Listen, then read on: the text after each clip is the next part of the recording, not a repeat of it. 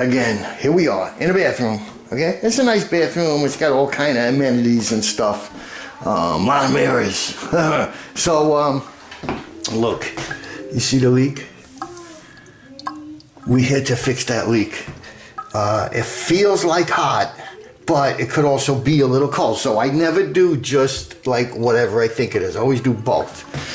So first thing we're gonna do is come underneath here, and hopefully there's shut-offs that work, and we're gonna shut it off.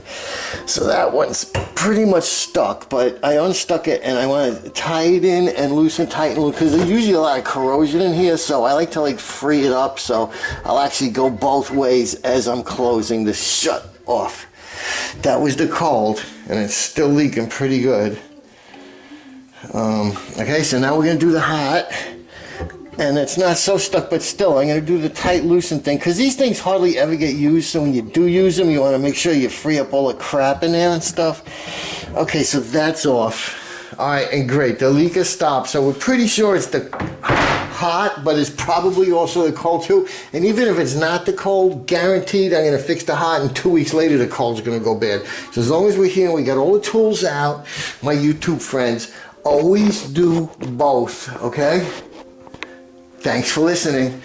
So a couple of things we want to do first is there's an aerator in here, and it's a little bit of a weird one, but we want to get it out. Just because when we turn it back on, it's going to get clogged up with all of that debris that's going to come out of there. So this one, I could feel it has like a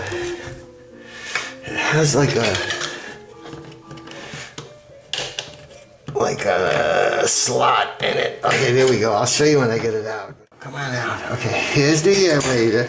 Now, what I did with the tool from underneath is, you see those little slots there?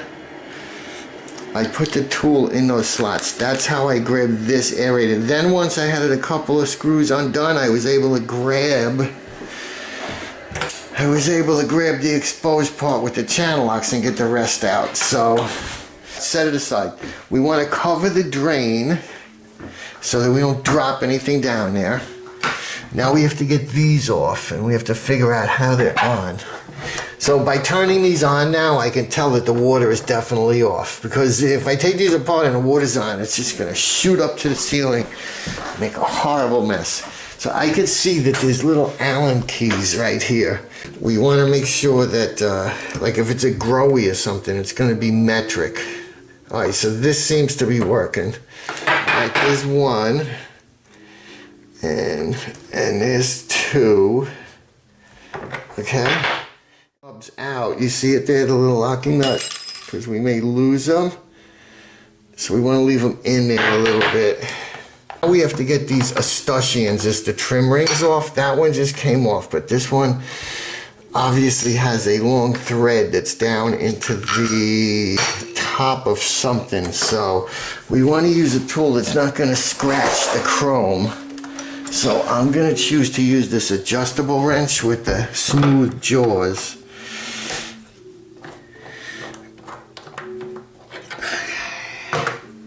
Alright, what the hell is that? Okay, so we got the escutcheons off, and we want to clean up as we go along. There's a lot of schmutz in here. This is a trim ring we can just take off. And like, as long as I'm in here, I usually clean up, because all of this stuff can't be cleaned when it's together. So as long as I have it apart, I usually try to at least wipe things down. They got playing. Okay, so the next thing we want to do is get the stems out, because we got to get to the washers. It's not this first bolt here. This first bolt is the packing nut. It's that bottom one there we want to get. And the thing is, we want to get this without twisting the whole pipe underneath, because we could just twist that pipe up and do some serious damage. So there's a couple of tricks. I may either hold the underneath with one hand and turn this with the other, or but let's see how difficult it is to get out. Then we'll know.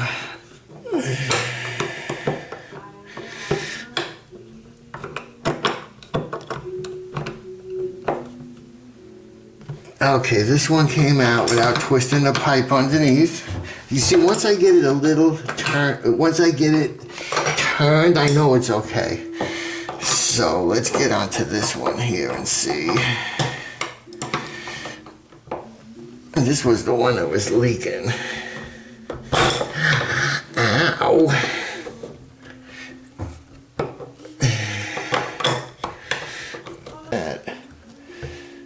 Yeah, it is. Okay, so I'm holding underneath with one hand, and I'm gonna try to turn this with the other hand without stripping, without rounding off the. Oh, this is gonna suck.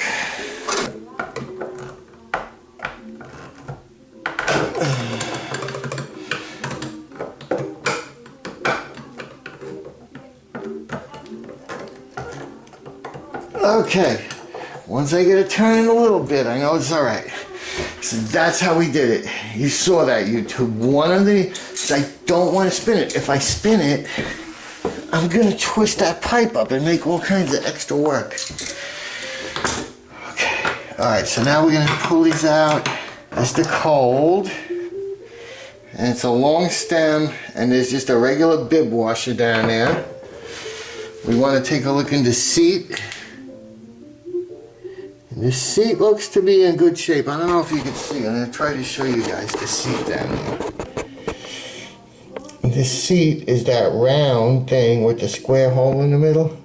That is the seat. And what you're looking for is any kind of chip out of it, or you may see like a little groove in it or a rough spot, and that would either rip up your washers and cause a leak, or actually the water would leak right out of it, or any other defects. And those seats are replaceable.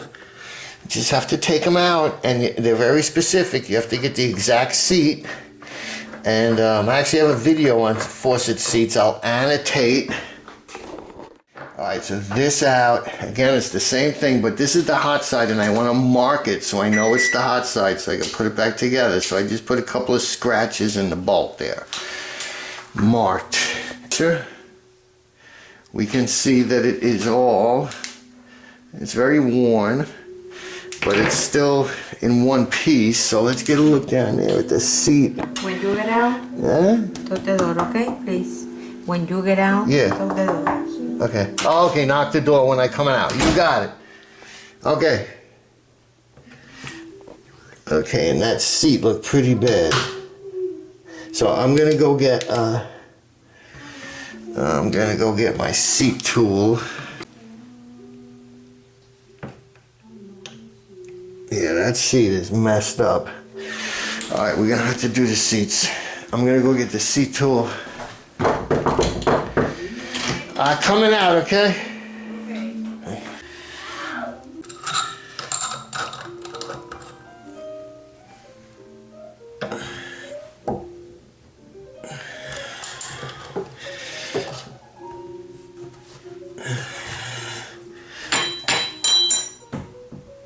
See, the whole thing is turning. I gotta grab that bottom again.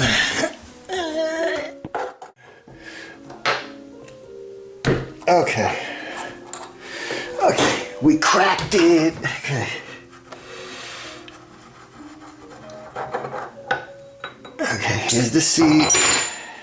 Yep, it's messed up. It is a messed up seat. So I don't know if you guys could see it. I don't want to wash it out with this light, but there is all kind of like abrasions over here. So we're gonna go out to the truck and match it up with a new seat. While I'm going out, I'm gonna bring these two stems with me so I can put washers and bib screws in the truck. So now we're in the sunlight. Those two nicks out of that seat there, it's big trouble, because any new washer we put in there, these nicks are going to totally chew up the new washer. Plus, if the washer seat's flat, it's still going to leak anyway. And these are usually from either metal fatigue or the fact that if the rubber washer goes bad and you don't replace it right away, over time, The fact that the water is leaking through the same spot all the time where the washer is messed up, the water pressure will actually wear the seat out, because the seat is just brass, it's a soft metal, so the water going past it will actually make those nicks in the seat. Or it could be metal fatigue. Okay, so what we have to do now is I have to get my seat assortment out. Okay, and that is over here, and we have to match it up. These are very specific. It's got to be the exact shape, the exact threads. It's got to be the exact seat. We're not going to have success. Okay, here's my seat assortment.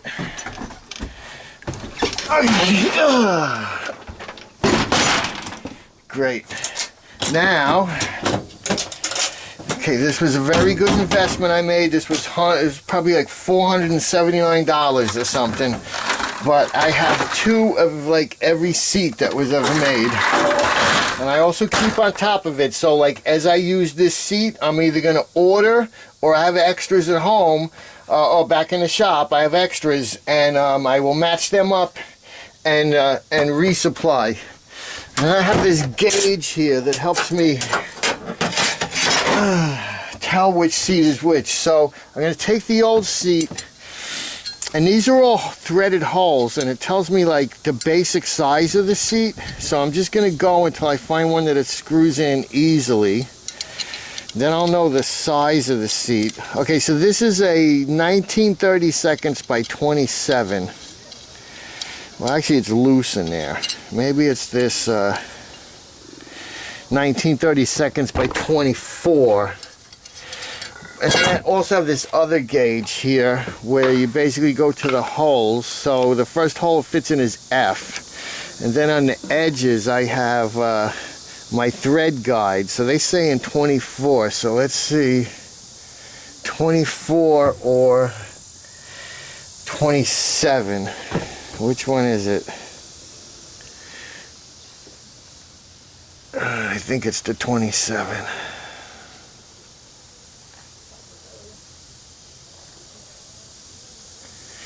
I think it's the 27. Yeah, it's the 27. So, okay, so this is a this is an F. So I go to the F and the 27. So then it tells me to start looking number 6, and then I match them up.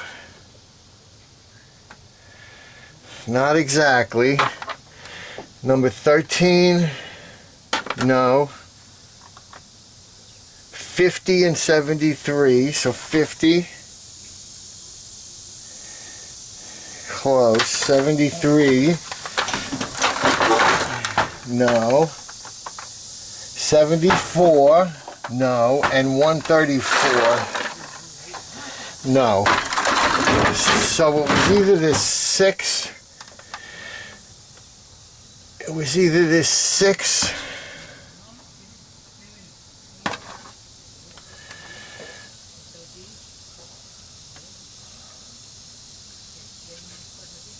or 13 or 50.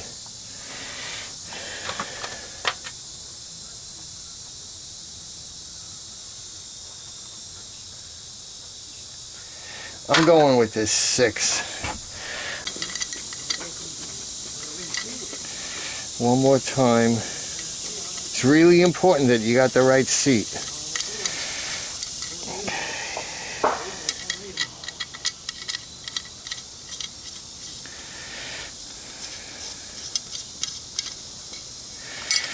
But let's look if it was a 24. So let's put these seats away. Unscrew this. We're going to unscrew this. And we're going to pull it out. We're going to clean that shaft up. We're going to wire brush the threads. Just cleaning it up.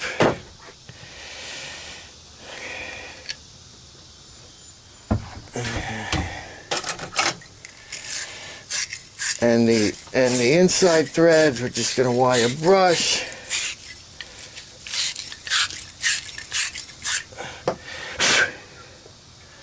Just to clean it up.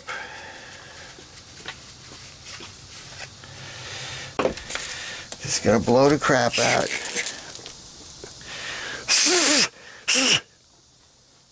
See, now look, this washer, the screw is loose. You can see the screw is up, and that'll make like a bang. If you got a loose washer, when you turn on, it's like bang, bang, bang when you turn the water on. So that's not good, so it's a good thing that we're getting in here anyway. So we've taken out the bib screw.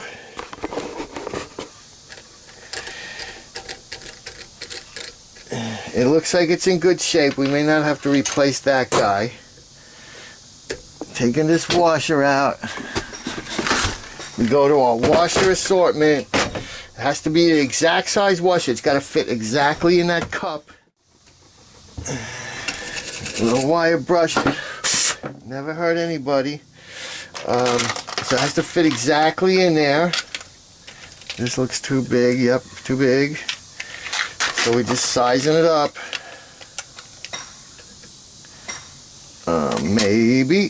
Maybe, yeah, that's it. Nice and tight fit. So this is a 3/8 M. Perfect. Put our bib screw back in. Nice and tight.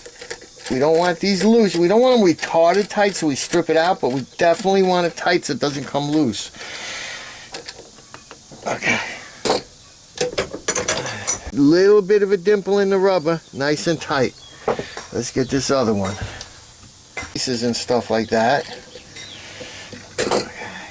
And also you don't want to squish the splines where the handle would go, because then the handle won't fit.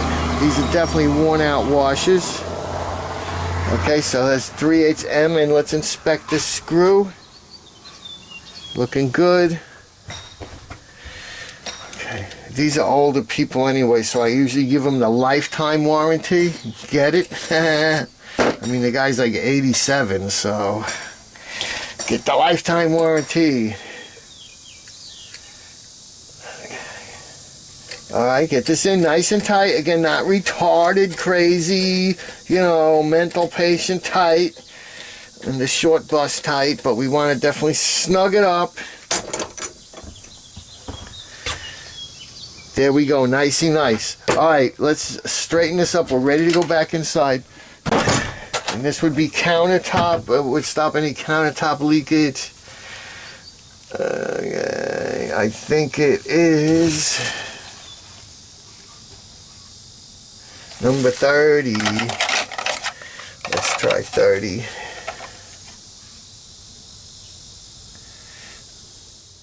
So we got the number 30 O-rings, and that just seals.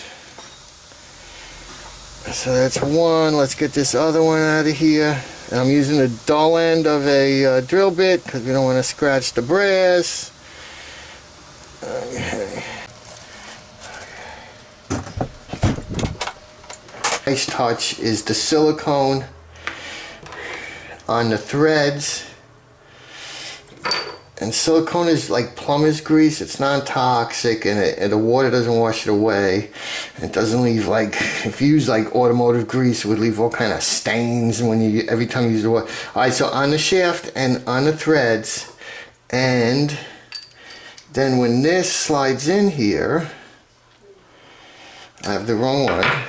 One spins one way, one spins the other. That's why we marked the hot and cold. Okay, that's good. And a little extra we're going to put around this top O-ring. It's always nice to get a little silicone on your new rubber O-rings. So again, we want this washer all the way up so that when we tighten it up, we don't squish it against the seat. Same thing on this one. Thread it all the way up so that when we screw it, it doesn't crush on the washer. Take the extra silicone and put it on that O-ring.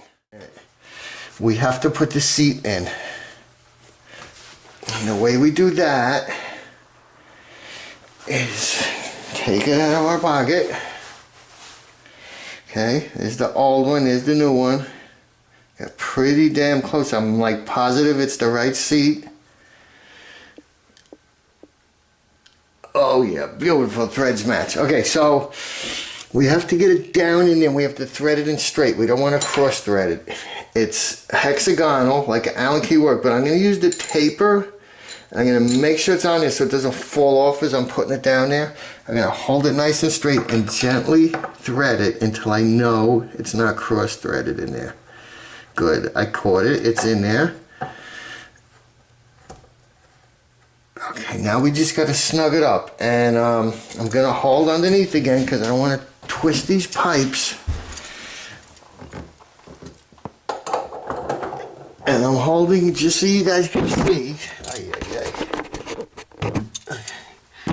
Let me see if I can hold it. I'm holding.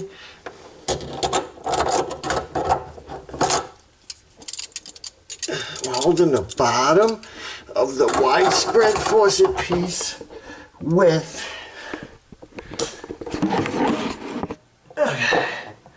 And then, now I have it snugged up. I just want to give it like a quarter turn to get it tight. And okay, good, that's it.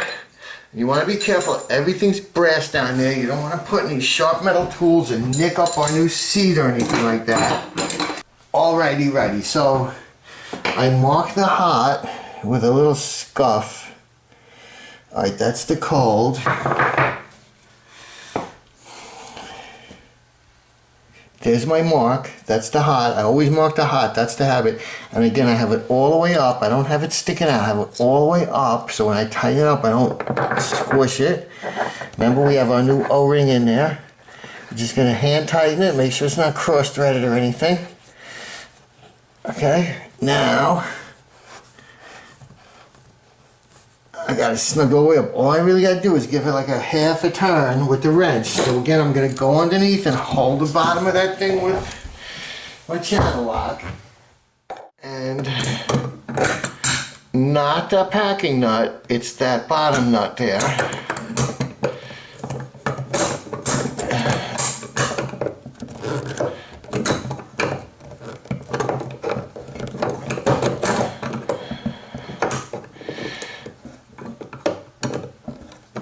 Get it snug. I'm not really going bananas yet. I'm just still snugging it. Okay, it stopped. That's snug. Now I'm going to go and give it that half a turn to tighten it.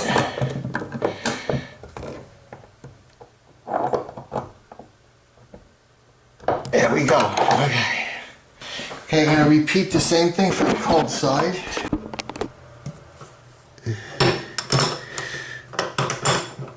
Make sure it's snugged up. Okay, so now it's snugged up, and now I just want to give it another, tighten it up. Okay, and that new O-ring and everything should take care of anything issues that it's not tight enough. I want to clean up around here because when I turn it on, I want to make sure there's no water leaking, so I want to make sure it's nice and dry before I turn it on. Okay, we have the aerator out. What I'm going to do now is close these up.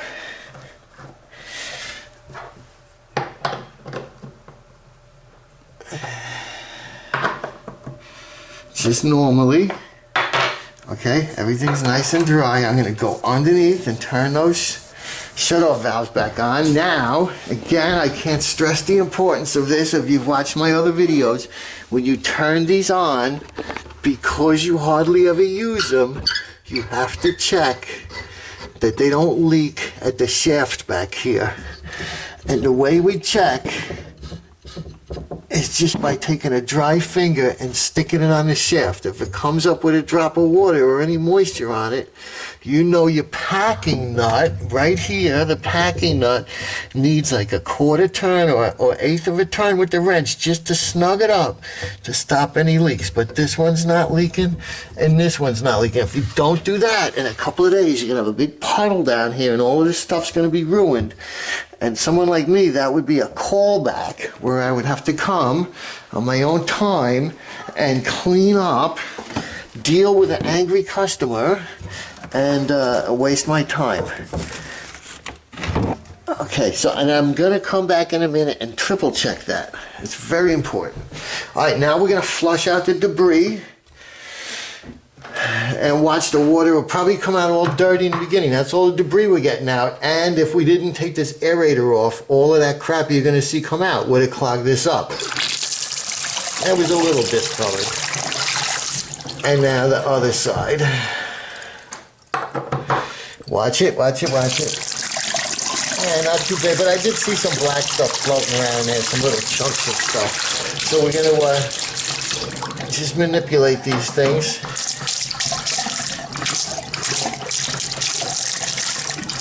Okay. And now we make them like as tight as we normally would, just regular like brushing the teeth. Then we're gonna check it's not leaking. Perfect, perfect, perfect. Now I can put this aerator back in. Make sure it's not cross-threaded. This job's almost done, and then we can go collect. So I charge $125 an hour. So it's going to be time spent plus parts. Before I do that, now that the aerator's on and it's not splashing all over, I can check to see if these stems are leaking when we use them. We want to look like around here and stuff, and that one looks like it's leaking a little bit. So this top one is the packing nut. What I'm going to do is give that like a half a turn. And that looks like it's leaking a little bit. Let's give that a little half a quarter turn on the packing nut. Packing nuts are good. Too tight on the packing nut makes the handle hard to use. So you don't want to do too tight, but you definitely don't want it loose enough that it's leaking. Let's wash my rags while I'm here. Let's put our escutcheons back on. So, oh, that's the one that didn't work. This one goes here. This is the one that did it, because I could see the old piece is broken off in there. So this one just kind of rested there. Okay. Okay. And like that piece is available. I don't have it. You can actually see where it's chipped off. I don't have it, but you could get that if you wanted to. And take the old packing nut apart and get the broken piece out and make this so that it sits there nice, but that's the way it was. So, okay, now handles, we want them both parallel to each other. Some people like the look like that.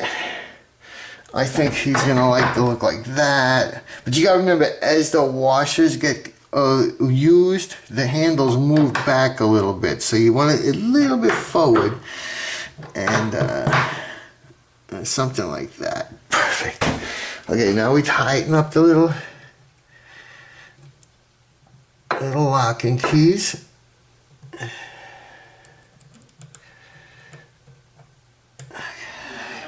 And guys, I want to say at this point, the video is over. Thanks for watching.